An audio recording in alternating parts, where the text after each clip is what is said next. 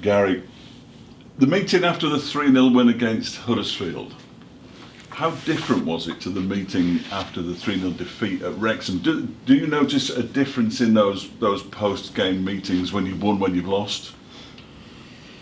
Yeah, they're a lot more enjoyable, of course. But I think also with the players, when you've won, everybody wants to contribute a little bit quicker. But like I say, the progress that we've made with those meetings from when I first look back on the first one after, ironically, Exeter, and to where we are now, the accountability that the players take, it's very little that we have to say or do, really, and that's a credit to them because of how well they've progressed with it. I was just fascinated because I wasn't sure that they would say more after a win or more after a defeat, because they're not clear. I think it depends on the manner of the air meetings as such. No. I think it depends on the nature, but I think when you've had a performance as near as complete as what we did last Saturday, then everyone's contributing from the floor, and that's what you want. And they weren't just saying things for the sake of saying things, because I wouldn't allow that.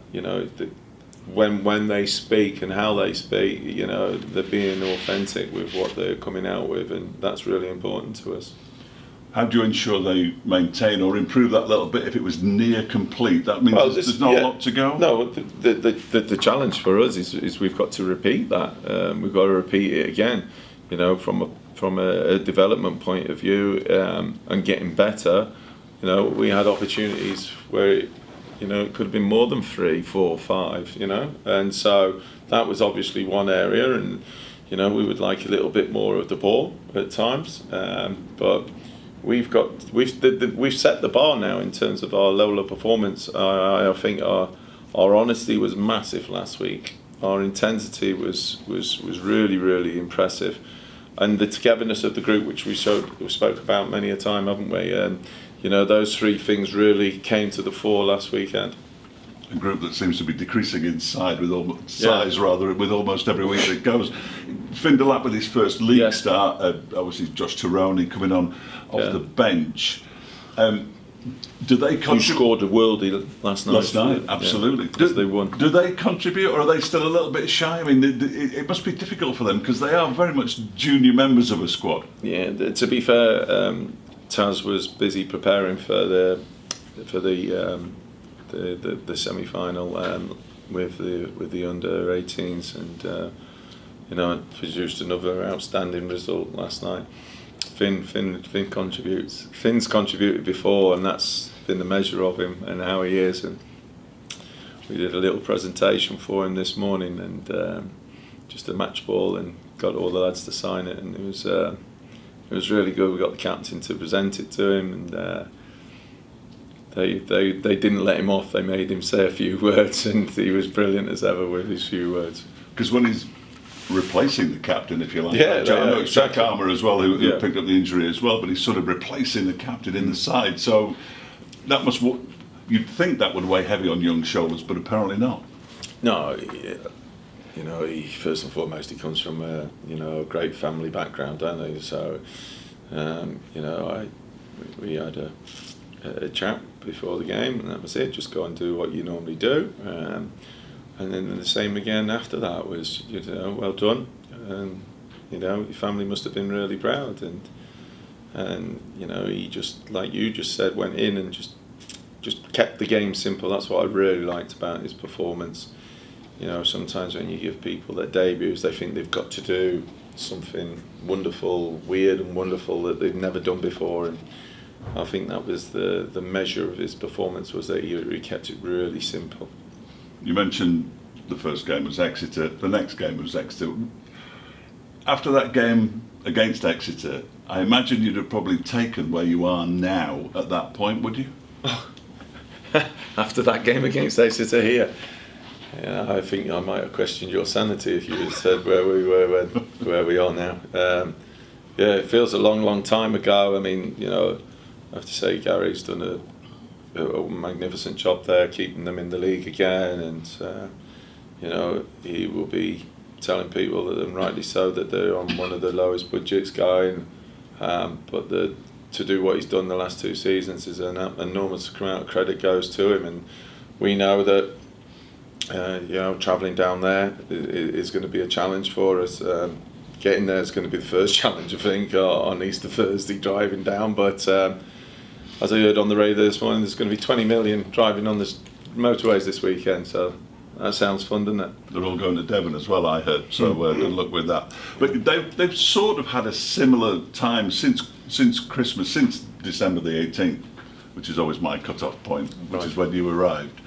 In that they had players that they had to bring in January. They obviously had that bit of glory with Forest in the Cup where they played exceptionally well against them, and they've risen up the table because they were in a bit of danger as well, weren't they? So the two teams appear to be on a similar trajectory.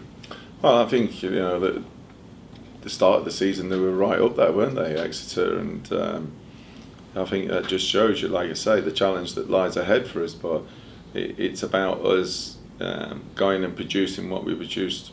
Not just last week. I think the effort and the energy that we have and the togetherness has been there, from January, in my opinion. And we've got to go and reproduce that again. And start, like I say, not start thinking we've got to do this, that, and the other. We haven't. We've got to stick to the process, stick to what we've done ever so well, and keep pushing and keep chasing. We will be chasing from now until the end of the season. That's never going to stop for us.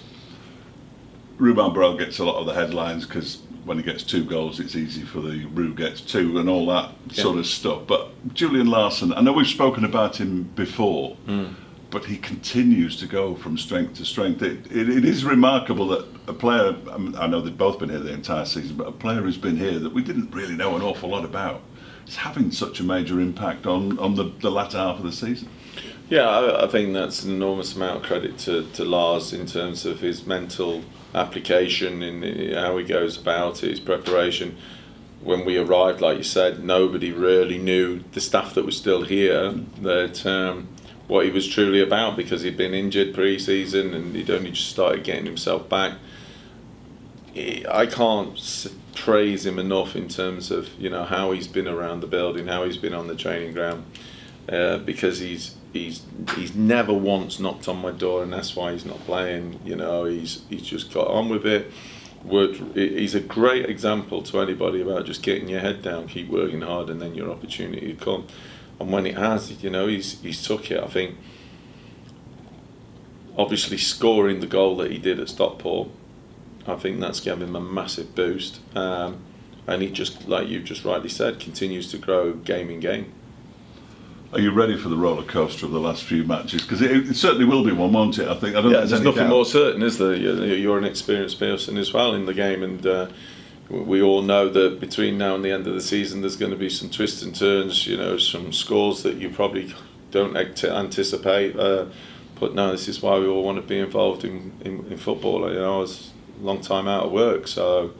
I'm loving this time that we've got coming up now. You're being out of the bottom 4. I know this isn't the time to be out of the bottom 4. That's the first weekend in May. But does that give everybody a lift? Well, it has to, doesn't it? Human nature is it gives everybody a boost to see that. I think I was told first time since September.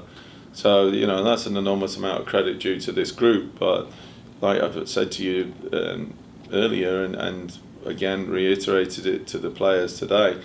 We're going to keep on chasing. So if we are where we are, we want to be chasing the ones above us now. And at the same time, we can't rest on our laurels and think that that's the job done, because, like you've just rightly said, May the 4th is the time to be looking at the league table.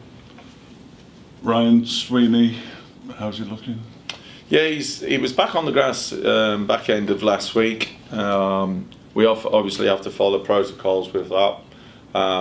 The most important thing is that, especially with players nowadays, is that the welfare is the most important thing. So, we feel we've followed the guidelines with that and done everything correctly. And we'll just see how he goes for the remaining 2 days now. Jack Armour and John Danny Bodvarsson as well, obviously.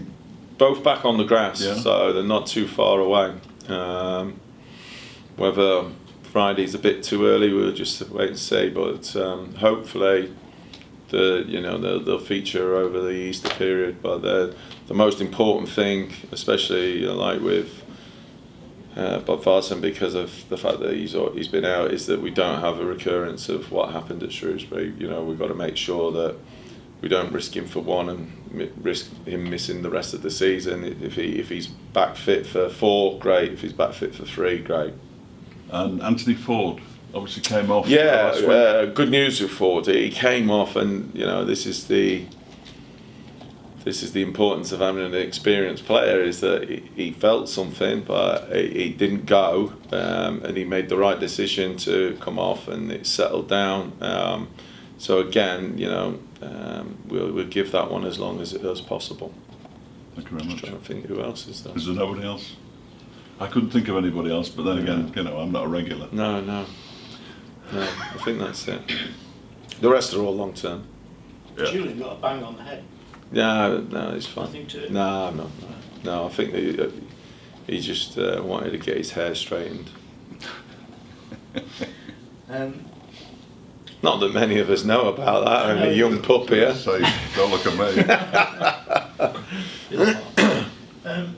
So can you tell us do you know for sure whether Ryan has completed the protocols? Oh, he's completed the protocols. It's obviously then what you have to do is just make sure that, you know, that he's all fit and well in himself and how he feels. But you go through the protocols and you've got to pass those tests. Yeah, but he has passed Yeah. those tests. Yeah. So that's good. Yeah. Just back with Julian again. Mhm. One of the things I thought about, particularly about his goal, and I've written this, was that how he approached it when the ball came to him, to me, summed up the positivity of the group, because he didn't go sideways or backwards. He looked up and he went for goal. Yeah. And I just thought that was so positive, and it was perhaps what Huddersfield weren't doing. Well, I think one of the things that we sort of like tried to instill to the group as soon as we arrived was about the importance of playing forward and being positive. If I think back to my first couple of meetings with the group that we had when we arrived, it was about playing forward and getting in the box. You know, we got Keggs to score his first goal shortly after because of bodies getting in the box, and like you rightly said there, it was brilliant to see him pick the ball up and go and drive and have that confidence in his ability. And you know, I was fortunate. My dad played for one of the, if not the greatest managers in Brian Clough, and spent a little bit of time myself around him, and he always wanted you to get in the penalty box because they couldn't touch you. And then that's exactly what he did, and I thought it was a great example of that, because if you look at it back, there's three Huddersfield players around him that daren't touch him. And Lars then showed wonderful composure. He's a fantastic finisher. In training, his finishing drills are, and his consistency is terrific. And so I'm really pleased for him. And he's a popular member with the group. And yeah, no, like you just rightly said, at this moment in time, he is flying with confidence. You mentioned the job that Gary Caldwell's done. Yeah. Interestingly, I thought as well, it says a lot of good about it for Exeter. The run they went on at one stage, a terrible run.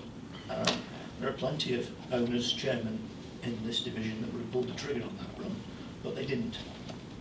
No, and you talked about stability. Yeah, exactly. I was just going to come on to that. I think, you know, that just shows you that, you know, we live in this world, don't we, where everything's got to be yesterday, and it doesn't. You know, if you want to build something and be successful, then it takes time, and not only takes time, it doesn't just go like that. Progress doesn't just go in a straight line. You know, there's bumps in the road, and there's times where, you know, you have to take into consideration injuries, form, suspensions, and you know, from the outside, like you looking in, there seems to be a sensible approach, because they've stuck with Gary, and then they've seen the benefit of that, because you know, he's kept him in the league again.